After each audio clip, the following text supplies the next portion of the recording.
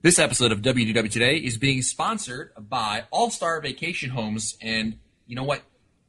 We talk all the time about what a great value an All-Star Vacation Home is because of all the wonderful space you get, all the great amenities. But you know what? What's really great about an All-Star Vacation Home is not only just all the great amenities we talk about, but also some of the specials that they have over there. And right now, if you book an All-Star Vacation Home, you can get a free rental car or $100 worth of gas or a grocery gift card if you just stay there for a week. So you get the great deal on the place. You get the great amenities. You get all the stuff. And you know what? You can either get a free rental car, $100 for gas, or a grocery gift card. So, bam, you're set, right? Bam. Don't forget to call Newell to invite him over, though, when you stay there. Check them out at www.allstarvacationhomes.com. This is Walt Disney World Today. Give us 5 minutes and we'll give you the world. It's Friday, November 27th, 2009, and this is episode 648 of WDW Today. I'm Matt Hochberg of StudioCentral.com. Joining me on today's show is Len Testa, co-author of the Initial Guide to Walt Disney World. And Len, I've just emerged from my turkey-induced coma. How are you doing? Good, and welcome to December. Yeah, that's right. You just one day it's which way is north, and then you're here in July 4th. Well, all of a sudden, exactly. You're hearing patriotic music outside. That's right. That's awesome. Also joining us on today's show is Mike Newell of Mouse World Radio. And Mike, while our listeners are listening to the show, you and I are meeting up for some good eats in New York City. That's right. I forgot about it. I hope you might be a little late. That is correct. It's the what was it called? The Gray's Papaya Meat. That's right. The recession special all around, baby. That's right. We're just big spenders. That's right. Also joining us on today's show is Mike Scopa, a senior feature writer and blogger for alleears.net. Welcome, Mike. Sticky little motels. Nothing can stop us. Nothing. Bugs Life.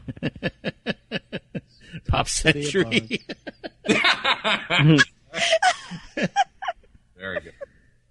And also joining us on today's show is the fabulous Annette Owens, a manager of customer relations and group services for MEI and Mouse Fan Travel. And Annette, as the token girl on this show, I have to ask you, are you going... Token? Token. Are you, not that kind of... No. Esteemed member of our panel. Token, not you. Oh, you guys always have your minds in the gutter.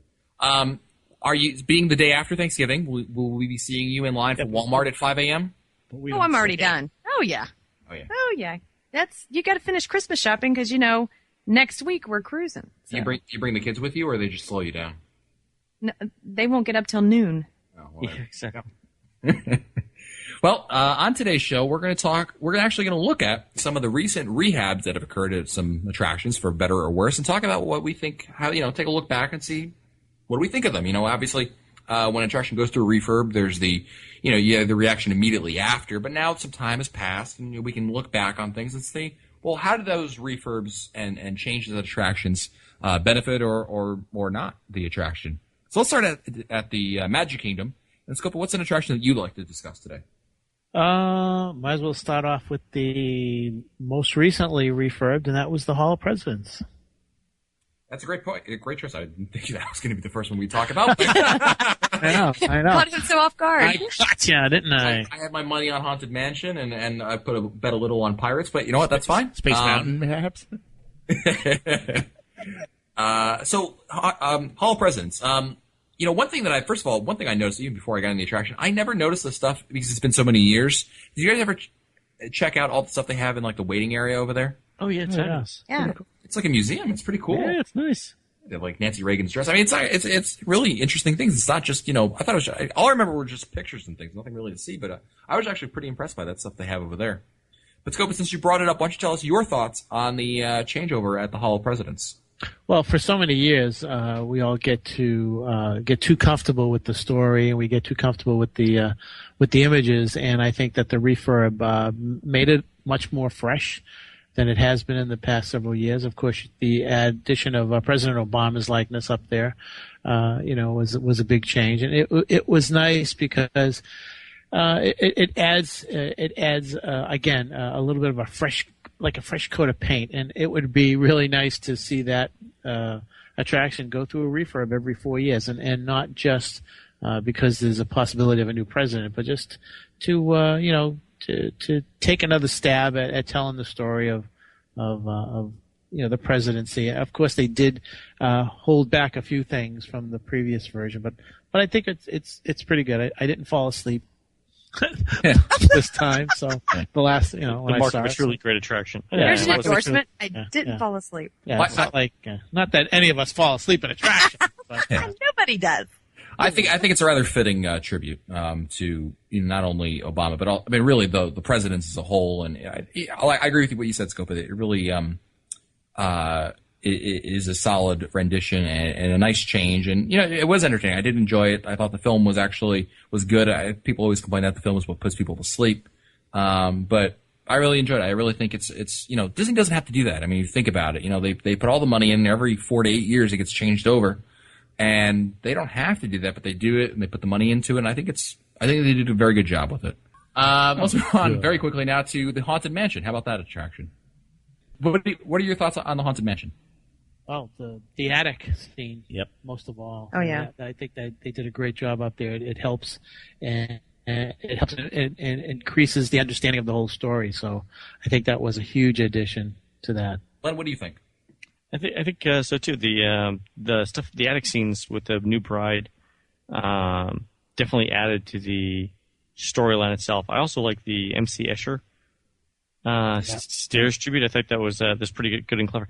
Frankly, I'm amazed that they found a space for those things, because those were some pretty substantial additions. It wasn't like they just threw up some extra pictures or something. Yeah, they really did a great job with that. I mean, if you think about it, there's a high skill factor for this one. I mean, they could really. I mean, this is a honored favorite attraction to many, many people, and if they were, you have to walk a really fine line with this one, but I really think they did a fantastic job with it. And like you, Len, I'm surprised. Last time I rode through it, we were going through the exact scene you mentioned, the upside down stairs scene, right? And I asked my wife, and I said, what was here before? I don't even remember, what they had here before. And I think it was just dark, wasn't it, or a hallway? It was just a hallway. Yeah. Hallway, so to their credit, you're right. They did a lot with a little. Yeah, they could have just kept the hallway and gone cheap on it and done one room instead of two. Yeah. What do you think, Newell, as someone who obviously likes the attraction audio of everything Walt Disney World? I mean, how did you feel the changes affected the attraction? Well, I was just going to say, I think the audio changes or the upgrades in the dune buggies and in the stretching room itself were a big improvement. And to me, that always makes or breaks an attraction. Like, one of the things I was never crazy, and I haven't ridden the TTA yet, so I don't know what they did, but the audio was never really that good on the TTA. So I'm hoping they improved it on there. And when they improved it on Haunted Mansion, it was a big, hooray for me. Good. Let's move on to Epcot. And with Epcot, let's talk about, how about the Living Seas? We haven't really discussed that at length. Now the Seas of Nemo and Friends. Yeah. It's just. They characterized it. Yeah. I don't know that Epcot needs to be number one of characters. Number two, it's not really. There's nothing really educational about the Nemo ride. No, right? it isn't. No. They could have updated the film. Right. I mean, it's not like Disney hasn't upgraded films before. Well, I mean, you got to keep in mind a couple things. First of all, before the do-over, the ride portion was closed for many years, as I recall. That's right. It was just basically right before Sea cabs, the sea Right. cabs were closed. All you do is you just walked in the pavilion, you checked out the manatees, and that was it. There really wasn't much to. Well, there's the film, but not many people went to the film either. But You had a choice. But again, Towards the Yeah. end, you had a choice to go to the film or go right into Seabase Alpha. But there was something about actually, it was like like the whole imagination thing where you got into a hydrolator and you pretended to go down a few levels to. Wait. Pretended? You actually he was doing air quotes when. Okay. I was moving my hands around too. Yeah. But I could tell from your tone of voice you were doing air quotes. It played on the imagination. You actually, felt like you were going someplace. Well, I agree with you, Mike. The ride portion, the new ride, it doesn't do much. It's obviously aimed at It's kids. nice. It's nice, cool, but Yes, I agree. Yeah. I do like what they did with the Seabase Alpha area. I mean, most of it is still the same. I mean, the tanks are there, obviously. I really love Turtle Talk with Crush. I think what was even there before? Nothing. Might have been like an educational outpost or something. Yeah, but I think it really Reading area, something they like really that. do. There is educational value to that over there. Still, Because yes. You're first right. answers questions, and they ask. I mean, regardless of what do you eat or how do you sleep or all these. I mean, it answers questions. And it's very entertaining. I really like that. But the Sea-Base Alpha part, or whatever you want to call it now, I like quite a bit. But I agree with you guys that the ride is take it or leave it. Look, in Sea-Base Alpha, when Hulk Hogan was in there in jail, there was nothing quite like, and they Exactly. took it all away. Scopa, what do you think about the changes? I think that there was a reason why they did that. They wanted to draw more guests to that part of the theme park for an extended period of time, and especially with everybody at that time going over to Mission Space and Test Track. So the right side of Future World was having a difficult time. So I think that they achieved their objective, and that was to bring the families over to that side, because if you had young families, the kids couldn't ride Mission Space, or the kids couldn't ride Test Track because they couldn't hit the height requirements. So I think that was part of the plan, and I think they did okay. I agree that it's what Mike said, they characterize it and stuff, but it's kind of cute. I really like the queue going in there. I think that queue is really well I think done. the queue is good too. Yeah. Yes, I That's agree. it. That might be a highlight. It's pretty cleverly done, so that you're walking on the bottom of the ocean, looking up at the boats. Yeah, Right, you're walking from the sand, you're walking into the water. Yeah, the So transition. Yeah, Clever. very nice. I think I have to add, really, from a family point of view, for the longest time when my kids were little, they hated Epcot. It was like punishment to take them into Epcot. So something that the kids can actually enjoy in the park, especially when they're younger. And, my kids used to think I was taking them to school when we go to Epcot. Nice. So, yeah, we're going to Epcot so we have something to write so we can say that we did educational stuff on vacation. How about this one? Here's an interesting attraction that we could talk about. How about the Living with the Land? Oh, you mean that getting rid of the people for the spiel? Yes. What are your thoughts on that? This is one of those ones where I think it might be better without the people because the delivery is more consistent. I agree with you. Yeah. I mean, you get some people on there who weren't enthused for whatever reason, and they kind of either rush it or mumble it. It just wasn't the same. Yeah, I think for every hit, there were cast members that were very good at it, but there were many more that either, like you said, Len, weren't enthused. Had maybe there were international cast members and understanding them was difficult. Mm-hmm. But this, I really think that it puts the emphasis on the attraction, the stuff you're seeing, more so than the person who's saying it, and that I do like. So I can't believe we agree on that one. It's crazy, man. Crazy, man, crazy. Noel, do you agree with that? I never like to see people losing their jobs, so automating something is never really. I mean, it's They cool, wanted to but- do other value-add things, Mike. Yeah, I know, but there was something about a human touch, the human perspective. But I understand what you say because once or twice we were in it, and you could tell it was just memorization spiel that they would just, they had no intention of wanting to be there. But I don't know. I kind of like the personal touch. If you could, Mike, would you change it back or would you keep it the way it is? Nah, I'd leave it the way it is. Okay. One last one for Epcot. Who's got one they like? There's a couple of different attractions in my mind. They did Spaceship Earth, yeah. Spaceship Earth. Spaceship Earth. Okay, we'll talk about that one. I think this is one of the best refurbs they've ever done. Really? Yeah. I mean, this and Haunted Mansion, I think, are the two. No. See, if for the actual ride, I would much rather go back to the Jeremy Irons version. Oh, I'd rather go back to. Okay, so in terms of the narration, I'd rather go back to the Walter Cronkite. I think the best. One of my friends said that when she rode Spaceship Earth, that it was like an E-ticket going up, but it was an A-ticket coming down. And I think that really describes. I was really disappointed because when I rode up, I was really impressed by the new generation audio animatronics, and it was really good. And I thought, wow, this is pretty good, pretty intense. All these new things, and I was really looking forward to coming down. And then I was Nothing. really disappointed. There was nothing there. I mean, I thought it was a dirty trick. I really did. I don't have a problem with the ride change so much. I just like the old narration better. I mean, I think my favorite is the Jeremy Irons version. I agree. don't have a problem. I don't have a problem with the Walter Cronkite version by any means. I just not a fan of. I think Judi Dench is very talented. I just don't think she did a very good job with Well, it. I think they sort of. I'm not blaming her, but it sort of talks down to you now. Yeah. Whereas Jeremy Irons was majestic. It was impressive. Right. You had a feeling about it. And this, you don't. Well, like I just asked you about living with the land mic, and I asked you, would you change it back or keep it the way it is?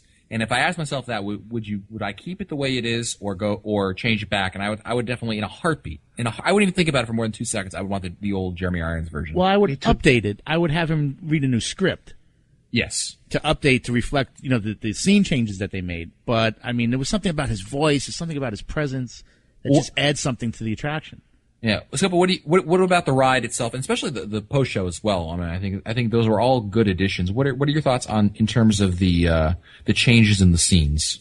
You mean going up? I think that it made me think that Carousel of Progress should be going through the same refurb where they update the dioramas. I think that there was a need to change some of the scenes. I think that they held on to those which I think are vital for the attraction that helps to tell the story, but I think that they added a few scenes that really helped the attraction and made sense. I think that in that regard it was good, but I agree with you, Matt. You take Jeremy Irons and just give him a new script. Yeah. Len, what do you think of the rides and of the scenes in the ride itself? I think the new scenes are great. The ride back down isn't as good as it used to be. But I don't know that I would. I mean, would I give that up, or would I give the new scenes on the front of the ride for the back of the ride? That's tough to say. The problem with the stuff coming back down with the old scenes was it was all technology that already existed as far as I was concerned. Like the whole, video phone thing. Okay, Skype. Well, you could have replaced that. Yeah, they could have replaced it. With what? I mean, well, that's the thing. I think they darkened that whole descent so that you could focus on the video screen and not what was around you. Yeah, I like the video. I like the video idea. I do too, but they could have put something around you as you were going down. Could they? Like a light, some sort of blinky light or something. So easily amused. Blinky light. Something. That's awesome. And that's a technical term for it, blinky light. Blinky light, that's right. It's in the. Well, that's exactly what you get on the way down is all those blinky lights. The blue lights, those were kind of neat. Yeah. Annette, you like the current version? Yeah. I like the current version. I actually like the interactive part at the end. So yeah, I like the changes. Love that they got rid of the smelly little section there. Does it smell as bad? You didn't like the Rome burning? The Rome burning? No. I'm good for seeing it and not smelling it, Oh, that was great. Rome should be seen and not heard. I thought that was quintessential Disney kind of smell. Yeah, me too. Absolutely. Yeah, you've never been stuck there for any length of time then. That is true. Let's move on to Disney's Hollywood Studios, and I think some of the changes here have not been for the better. You want to start with the backlot tour? Of course. and how, as my grandmother would say. I mean, it's been neutered many times now, and ouch. Yeah, I don't. I mean, they keep taking things away from it. I said this many times. It's a shell of what it used to be. That being said, I don't necessarily think it's a facade of what it used to be. I don't quite think we should go back to the days of a 2-hour walking tour with only 2 bathroom stops, but there has to be a happy medium, and I think the happy medium at this point is the Wrecking Ball. But I'm not I don't like the changes that have happened here. Newell? Yeah, lights, motor, action. I mean, come on. The fact that they tore down Residential Street and where the Osborne lights were at one time was just devastating to me. I thought that was a terrible mistake. To put in lights, motor, action. Yeah. It essentially killed Estelle Getty from the Golden Girls. Well, Len, let me ask you this. If you're in charge now, would you rehab the backlot tour to make it better, or would you bulldoze it in favor of something else? So the first thing you have to do is to make the studios a working studio again. Mm-hmm. So to the extent that you need to build out sets and production facilities to actually get that done, that would be my first investment. Okay. If that means, doing actual animation in the animation studio, then, that might be a place to start. But I think they definitely have the land. They definitely have the potential there, the space. Yep. They could do it. I think that's where I would start with that. Well, that leads us right into the Magic Disney Animation, which is another attraction that's been neutered and changed. And I think to myself, what if they just kept the old films in there? I mean, they can get rid of the animators. I understand that move was made, and for better or worse, mostly worse. But if they still had the Walter Cronkite film in there, I wouldn't. I prefer that film much more than the than the Mushu film. I do too. Yeah, couldn't they have just left the animation studio the way it was? Like, just have everyone just leave on their last day of work. They come in and periodically dust everything. Right. Yeah, I understand exactly what you're saying. Scopa, what are your thoughts? Yeah, I agree. It's really been a disappointment over the last 10 years to see what's going on with the studio. It's almost a misnomer to call it the studio, working studio, and I think that with the addition of Lights Motor Action, which I never ever liked, I think that they ruined a really important and intricate part of the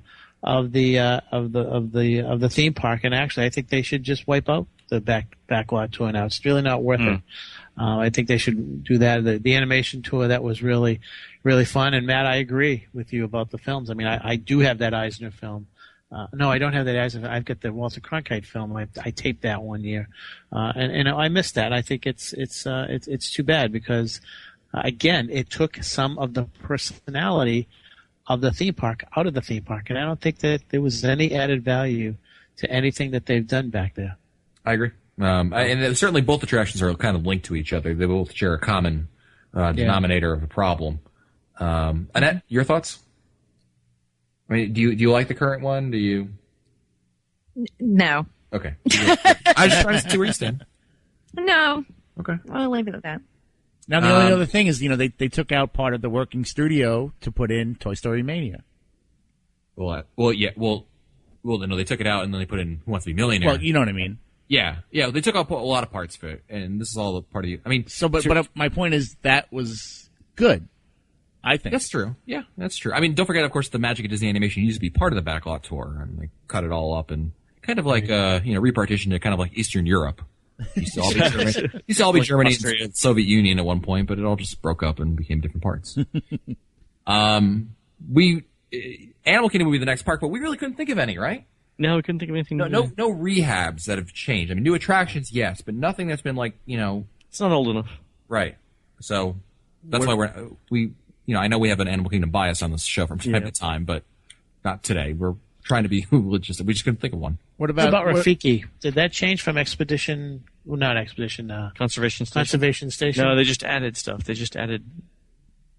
Okay. Oh, didn't Annette mention Tarzan? Tarzan Rocks? Well, that was just one attraction for another. They kind of took one show out and put in another. That's kind of a refurb, though, or a rehab. I mean, well, then, what about enclosing the Festival of the Lion King building? That was a good move, I thought. Yeah, but then didn't change the show. But yeah, it's not a refurb. Look, I'm talking about the attraction stays the same. I mean, the same attraction, just different versions. Look, it's all we got. Let's go with it and just keep. There's nothing in this park anyway. The exit's still in the same place. Sorry. There you go. Well, that's it for us today. If you want to, don't forget this episode of WDW Today is being sponsored by All Star Vacation Homes. And you know what? You don't need a refurb at an All Star Vacation Home because they're all very, very new homes, excellent condition. I mean, these are top-notch things, the kind of places that make you think, could we really live in an All Star Vacation Home permanently? Would it be financially, possible? And that's how nice they are. I mean, really top-notch.